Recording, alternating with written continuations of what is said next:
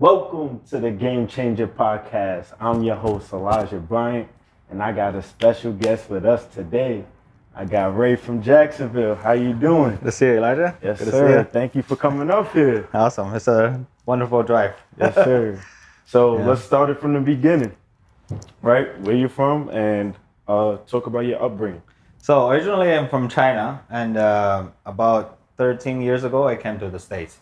So I had to learn, English Did you come with Yeah. family or just by myself. just by yourself? Yeah. Ooh, wow. Okay, this is Yeah. gonna be a good one. Yeah. So talk about that. Like, what made you, want to come to the States? So I was kind of rough in China. I didn't know what to do. I don't want to go to a job, and I was a professional gamer. I play game for a living, and I want Okay. to change my life. So I heard, there's a place called USA. Everyone is pretty much free, can earn a lot of money. So I just applied for a student visa. So I came to Hawaii as my first place to the States. Okay, wow. Yeah. So it was due to like college? Yeah, college. Okay. Yeah. So how long were you in Hawaii for? About 8 years, and it was kind of rough at the first couple months.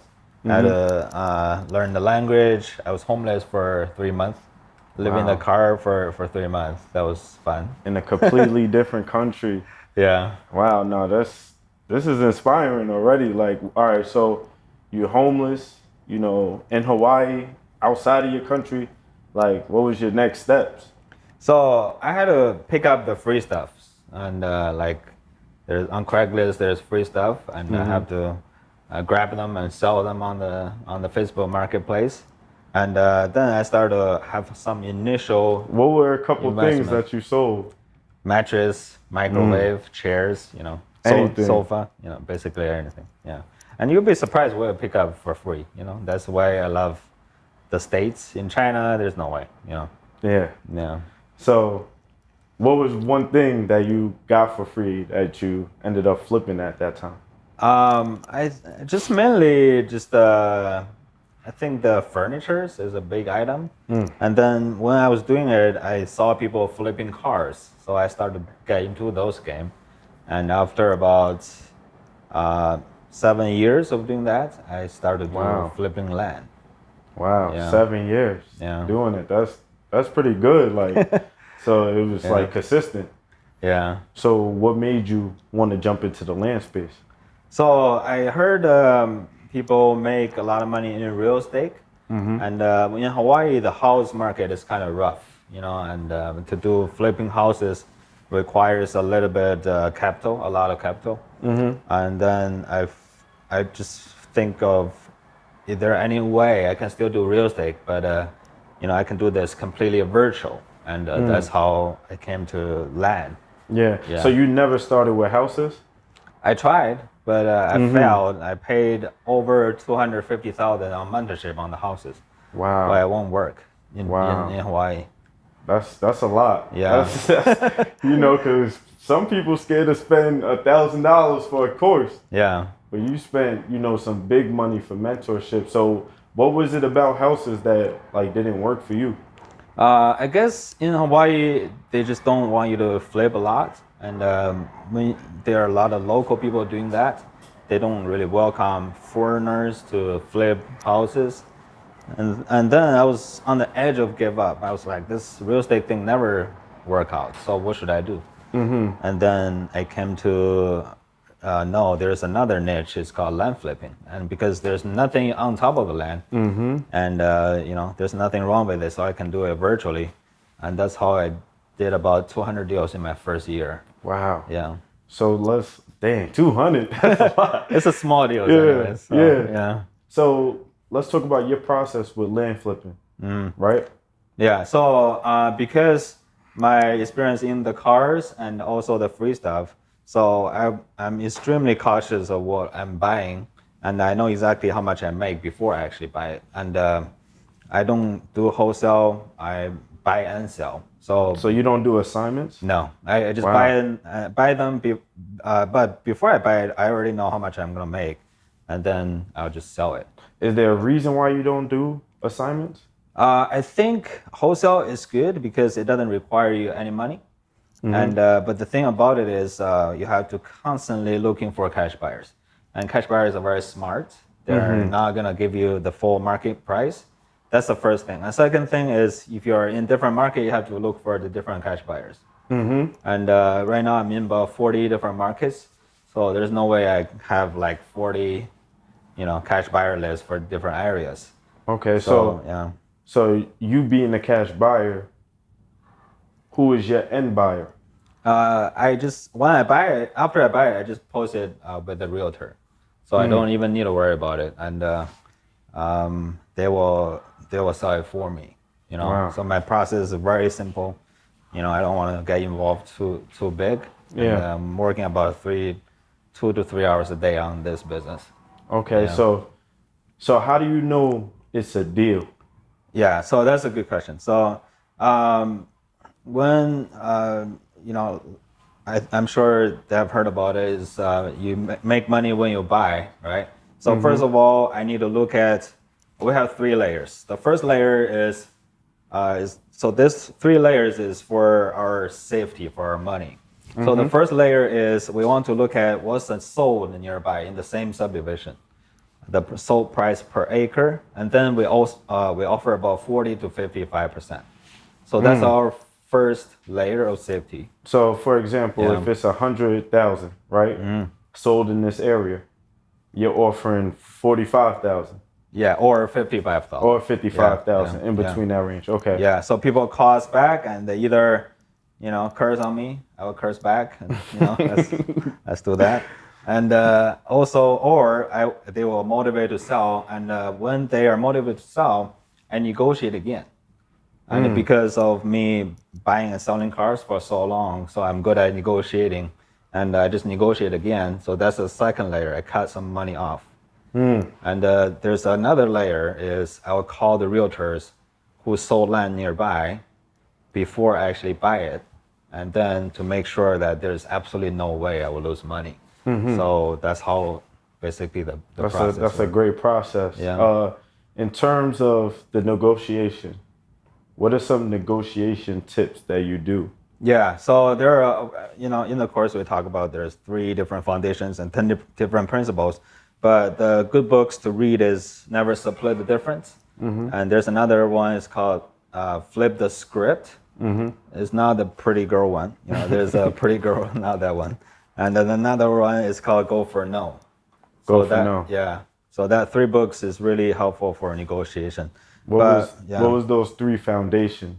The 3 foundation, the first one is always believing. So always try to leave. So if you're the seller, I'm not going to try to tell you, hey, Leja, how much can you do? Can you do cheaper? I never ask those questions. So instead of saying that, I'll be like, seems like, you want market price. I may not be the good fit for you. So you try to leave instead of trying to lean in. I like that. It's like you like to, they say when you chasing a dog, it runs away, but I don't know how to say it goes, but you know what I'm saying. When you run away, the dog When you chases run you. away, the dog chase you. Exactly. It's like you trying to, have them chase you. Yeah. I like that. Yeah. What was the other 2? The second one is called not sure. So when people ask me any questions, instead of answering them the questions, I'm just telling them I'm not sure. So some people ask me, Ray, why do you want to buy my land? So a lot of people will say, oh, I want to buy this because the area is good and I want to buy this land to build a house. So now you're expressing your need. The seller will sense that it will not give you a good price. So instead of saying that, I will tell them, I'm not sure yet if I want to buy the deal, but actually send mailers to everybody in the entire county. And why do you want to sell? So yeah, because now they're calling you, right? Yeah. So they're somewhat motivated to sell their land if they're calling you. Yeah. Okay, so what was the 3rd layer or the 3rd foundation? The 3rd one is mirroring. So, if you sit like this, I'll probably sit like this, right? Okay. And this is called mirroring, and you will instantly like me because people like to do business with they like and trust. And on the phone, there's a way we can mirror them. If they talk fast, you talk fast. If they talk slow, you talk slow, right? Gotcha. So there are others that we can mirror, but we don't do face-to-face on the call, but there's still ways that we can mirror them. Gotcha. Yeah. So you said 200 deals that first year. You Yeah. know, let's rewind because that's great. That's Yeah. great. So let's talk about a deal. Okay. How far back or the? So let's talk about that. If you could remember that first month of you getting like your first deal, did you get multiple deals right after that? So what happened was I paid this guy about $70,000 for mentorship, and he taught me everything about how to buy land and sell on terms. So you sell it for $150 a month for a land, and then after I learned that, I was like, this is completely bullcrap because I don't want to collect payments on the land. The default rate is much higher, and all the people who contact me is tire kickers. So I was like, how can I make my money back? And he has a group. So in the group, I asked, inside the group, I was like, where do you guys all want to buy land at? Because in order to do term sales, you have to have land. Right? So they all comment. There's a county in Colorado. It's called Casilla County. And then they all comment Casilla County, Casilla County. I was like, okay, this is where I'm going in. Gonna find land. Yeah. And then I mailed to Casilla County to whoever owned land for more than 5 parcels. And then I kind of hit a jackpot. This guy owned about 200 lots in the same subdivision. And you got like most of those under contract or all 200? I bought them all. But before I did that, I didn't have a lot of money. And he would try to sell it for $1,000 each. So I said, can I buy 10 parcels at a time? And he agreed. So I buy 10 parcels at a time. And then I thought this 10 parcels got to be at least, take me 4 months or 5 months to sell it. So I posted back to the group. I said, Casilla County wholesale, if you want to buy, leave your email. I got insane comments, and I sold them all in 4 hours. Wow. Yeah, so 10 parcels sold for each for $2,500. So wow, that's how I know it works. How much was that in total? Yeah, so about 150 deals, 1,500 each deal profit. And he said, "You do the math." Yeah. No, but that's a crazy flip right there. So, I know you're excited. This is one of your first deals, right? You said. Yeah. So, what happened after that? I know you got money in your pocket now to play with. So, what happened after that? After that, I couldn't find a similar seller again, and I was so used to do this cheap areas, and then I was always looking for a better way to do it. And but my mindset, like you talk about, mindset is very important. And my mindset is fixed on that smaller deals, and I don't know what to do. It's, deal here and there, but it's nothing big. About 2 years ago, I met this military guy, and he made 1.4 million profit in 10 months, just flipping land in one county. Wow. So I just chase him like crazy. I call him every day, and he said, "Stop calling me." I said, I don't stop. Right. Persistence. We'll talk about persistent, right? So and then he kind of teach me all his system. I just need to twist a little bit small things. I just go to the more expensive area. So last year. Was it like a big difference from what you were doing before? Just change the small change, but it's a big difference in the mindset. Yeah, I still have students in my program. They are so used to do the small deals. They're so afraid to go to the bigger markets. I think one factor is we don't do wholesale, so they have to buy it. Yeah. So there might be a mindset hurdle or obstacle they have to go through. But. So, once you go into these big markets, what happened after that? So last year we made about 900,000 net profit, and this year it's a little bit more. And just very simple process. And for the bigger deals, a lot of people say the big deals take as much time as the small deals. It's actually not true. So the bigger deals take less time. Wow, for real? Yeah, because the realtors will help you, title company will help you. And I don't need to do anything, on the selling side. Yeah, because it makes sense now. Yeah. Because they're going to focus on their bigger deals because it's bigger commission. Yeah. The title company gets more money, the realtor gets more money. So that makes sense. Yeah. So talk about a deal from the bigger side, right? Bigger side. Okay, so there was I think all of them, my biggest profit is from Texas somehow. I don't know why, but I bought this deal for 60,000. Originally, I signed offers for 90,000, and then when he signed the offer, I always negotiate again. So we negotiate down to 60,000, and after about So yeah, let's start it from the marketing. What Okay. marketing channel did you do? direct mail with the offer. So you didn't do no text message, no cold call. I don't like those because I think I don't have a lot of time, and text message has a lot of regulations. And my friend just got sued and lost the case because he texted the wrong person. And also cold calling. When you keep cold calling, eventually you become pretty cold.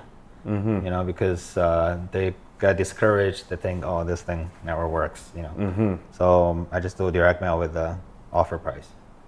So you never fear like, damn, what if nobody calls me? We price it very, very good. Not too high, not too low. So you send the Yeah. price in the mail? Yes. Yeah. So what does the message look like? The first page is a description of our company and very simple. Second page is just a purchase agreement. With the price already on it. Yeah. So if they sign it, I can just send it straight to the title company. So do they ever call you before signing? Like to see if you like a legit company or something like that? Yeah. There's a different kind of people. What does like those conversations look like? So I try to not being a company because a lot of people think the company is not good. They're gonna rip me off. So I'm just telling them I'm a normal guy. I just buy land, and my name is Ray. If you wanna sell, let's talk, right? I So like that strategy. yeah, Because they feel like you said, they want to work with somebody they can relate to. Yeah. So you coming off as I'm a regular person just like you. yeah. I can see how that works even better. Yeah, so I had a deal. I had to fly to New York to meet him, and he said, "You are not the first person here." And before me, there was a guy came, and he's very nice. But once he said, "I'm from this company," so that guy tear the purchase agreement in front of him. He just hated the companies. That's wild. Yeah. How much did you make from that deal? About 30,000. Wow. Yeah. Dang, so this is coming from China, right? Coming from China, let's be real, right? Yeah. This is coming from China, being homeless in Hawaii, Yeah. to closing 200 deals your first time doing this, flipping land. That's impressive. Yeah. You That's in the beginning, it's always hard, but once you get used to it, it's pretty easy. Yeah. Yeah. So, what would you say to that person that's in the States, right? He just graduated high school, not sure which route he wants to go, college or the entrepreneurship route, or flipping land like us, right? What would you tell him, or what advice would you give him? I think, no offense, but college is kind of a waste of time. I got kicked out twice from college. And For real? yeah, once in China and once in the States. I guess I'm not fitting those. And then if you don't do the college, some people will open their own business, and which a lot of business requires a lot of capital, and most business fail at the first year. But land flipping is a business that you earn when you sell, and you also earn when you don't sell. So What you mean by that? That's the magic of it. So think about the clothes you're wearing, or our clothes, right? So if you don't sell this year, next year this one will be half of the price. For land, if you don't sell, next year it will be double of the price. So it Okay, I see appreciates. what you're saying. Yeah. So you never lose. But the thing is, you have to buy it at the right price. Yeah. So I actually got this deal. I was actually supposed to close today, right? Made $25,000 profit, but the builder, after seeing my assignment fee, they didn't want to, close, right? Yeah. So I'm thinking about buying the land. I got it under contract for $86,000. My thing is, I don't want to just hold this lot. Yeah. Like I wanted to guarantee sell. So how do you feel comfortable or so certain that these lots that you're buying is gonna sell on the market? So the first thing is we send half of the offer and then we negotiate again. And I look at what's the for sale price nearby. So everything, if it's for sale for 100,000, and then you want to look at the lowest. So if the lowest is 80, so now you're buying for 80 is not making sense. So that's the first thing I look. So I want to look at the lowest For sale. for sales Yeah. price. But that's Okay. not the most important. The most important is sold price, because everybody can post their land for sale for much higher, but the sold price is more important. And you look at what's the cheapest sold, and act as if that will be you, and see if the price you are buying is making sense. Yeah. Wow. So after that, the third layer is you have to talk to realtors who actually sold land nearby, ask them if there's any red flags nearby, and secondly, what is the absolute minimum I can get this land sold if I want to sell it within a couple of weeks. Just ask them the question. Some realtor will be like, "Do you mean maximum?" Yeah. Because they are used to the maximum, but you tell them no, minimum. And then they tell you a number, you see how much you're buying, if there's any profit in between. Damn, that Yeah. makes sense. Yeah. You know, because right now it's like they want me to close on it for 10,000 assignment fee. So they're cutting 15K.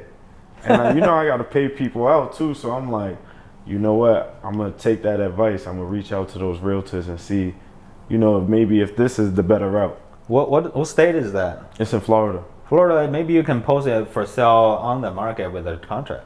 I do have it on the market though. Oh, okay. I kept it on the market.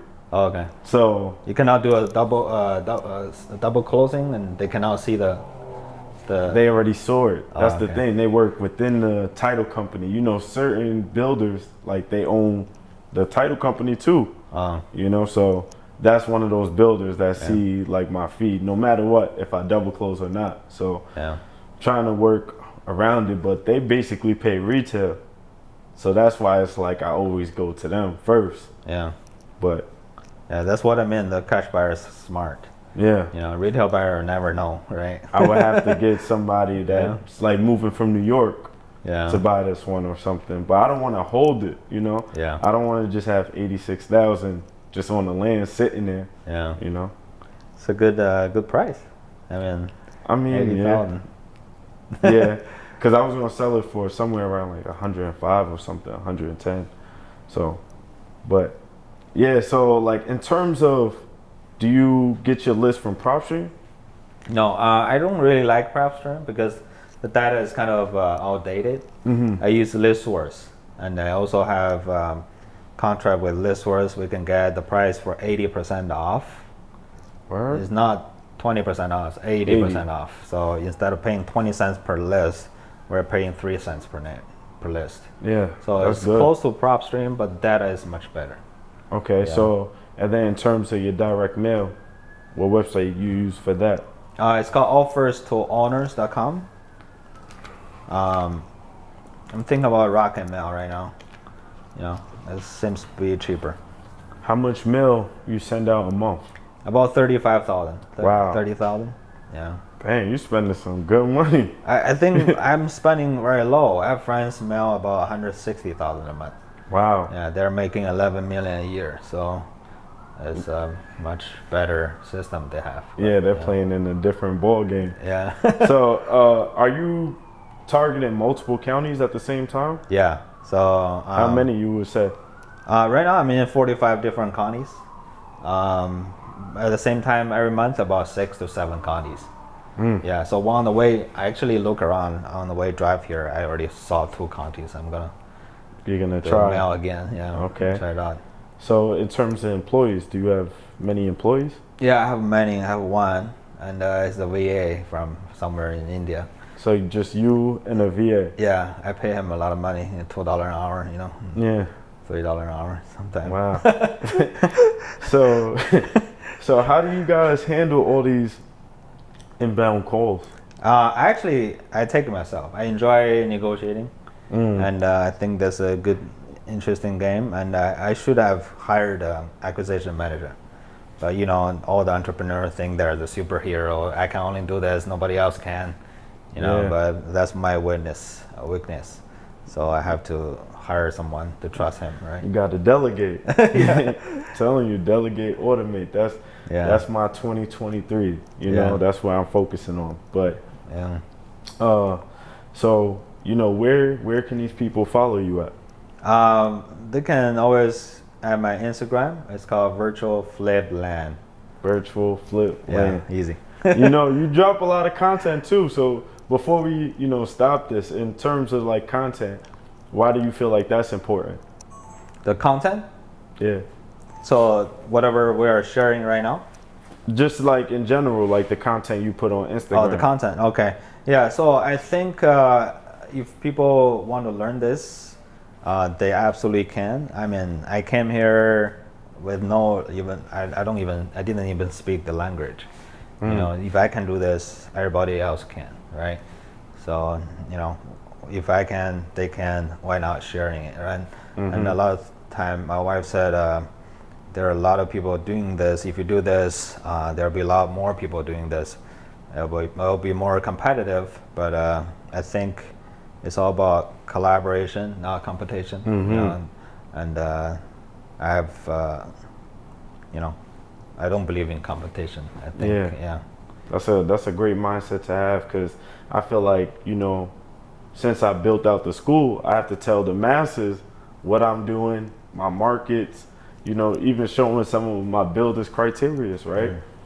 But while doing that, I'm making deals with people. I'm getting connections. Like a lot of people that come up here, I close deals with, So I feel like that collaboration is important. Yeah, another thing is I listened to a billionaire in China. He said, whatever you want to, the fastest way to learn is to teach. That's what he said. Yeah, so sometimes we think, oh, the fastest way is to learn it, right? And actually the fastest way to learn is to teach. So when you start teaching, your own system will become much better. So that was what happening to me. That's a great tip. Yeah. So I seen on your Instagram, right? In your story, you had the 42 rules of money. What's your top 3 rules and why? About money? Yeah. So. Or which ones do you like focus on out of the 42 you explained? So the biggest one for me, I always remember, is I lost some money at the beginning. After I earned some money at the beginning, I lost it all. So that rule, I always remember that is to do business and to do investment are 2 different things. So some people say don't put all your egg into one basket. Some people say put all your egg into one basket. And I was one time very confused. I was like, who is right? They're talking about 2 different things. Yeah. And they're all from advice from the rich people. And then I figured out they're talking about 2 different things. So the guy who said put all your egg into one basket, he's talking about doing business. When you do business, you have to focus. Don't try to do land and houses at the same time, right? And when you earn the money, now you have, let's say, $500,000 in the bank. And if you use the same principle to do business, you're going to lose it. Because if you put all your egg into one basket and you do one investment, let's say you put all your one investment to crypto, I put everything in the FTX, right? So the thing that disappeared, and you lost it all. So when you invest money, you need to spread out. So do a lot of different things.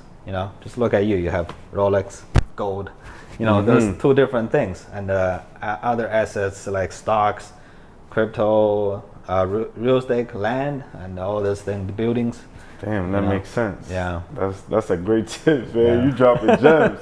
So what were the other 2? The other 2 is, I think, before you buy anything, you have to know exactly how much you're gonna make on it. So that's a principle I abide all the time. Can you give an example of that one? So for example, I used to live in Hawaii, so we live in the penthouse. All the furnitures are super nice, but we never spend any money on the furnitures or the cars or the rent even. So what we do is we look at the big furniture, which is cost, let's say $2,000 to buy the brand new table. And before we actually buy the used one, we look at what is a sold used one for this. Let's say the sold used one is 1,000, and I look for the exact same item. I buy it for 500, and after I use it for a year, I sell it for 1,000. So that's the way I do everything. Land is the same thing, you know, and just change a different item. You try to wholesale everything like that. Yeah. That it's a mindset though. Yeah. I'll be telling people now. I still try to negotiate when I go into these stores or getting jewelry. Even the Rolex, I was trying to negotiate that. You know, everything is negotiable. Yeah. Right. Yeah. So that's really the mindset. So what was the third one? I think you said it already. So everything has to be negotiating. Never pay retail price. So always negotiate. Me and my wife went to Best Buy. We even negotiate. So some people like to be like, "There's no way you can negotiate in Best Buy there," but their manager will agree. Yeah, no, they do price matches or something like that Yeah. there. So a lot of people don't know unless you ask, right? Yeah. So yep. Okay, so you moving from Hawaii to the States, right? There's people scared to move from Jacksonville, Florida, to Tampa, Florida. So talk about the importance of you feel like leaving your hometown. It was hard. I was very comfortable because I was flipping cars, and then I was earning about 50 grand a month just flipping cars. So I was like, I don't want to change. My lifestyle is pretty good, and but then I was listening to Tony Robbins. He jump around, I jump around, got inspired somehow, and is there anything he said that inspired you? I forgot what he said, but I remember the feeling that I need to change. And then I was like dabbling about this land flipping thing, and then I was like, I need to commit to this. There seems to be much more to go, so I just moved to Florida. So from 50,000 to zero, so that was hard, Yeah. Yeah. In terms of land flipping, why do you feel like, if this is the best business for you, but why land flipping? You don't need to deal with tenants. There's nothing you need to worry about. Just a dirt road, right? So a dirt, and if you don't sell, it appreciates. I couldn't find anything bad about it. Maybe it just you can do this virtually. Next month, in August, I'm going back to China for a while. I can still do this business there. Yeah. You can do it from anywhere and in any markets. So that's kind of what I treasure the most, which is the freedom. So you can be anywhere. You can drive an RV. I low key want to do that too. Like, just travel each state, all 50 states in the RV, just making money through the laptop. The phone. Here you go. Yeah, I might actually do that, right? Yeah. But, this was a great podcast. I thank you for, coming up here, giving a lot of gems. You gave a lot of gems. So Thank you, Lego. I appreciate that. So they can follow you at Virtual Flip Land. Yeah. And if y'all want to learn how to flip land, text land at 813-687-8867. Game change. Awesome. That was amazing.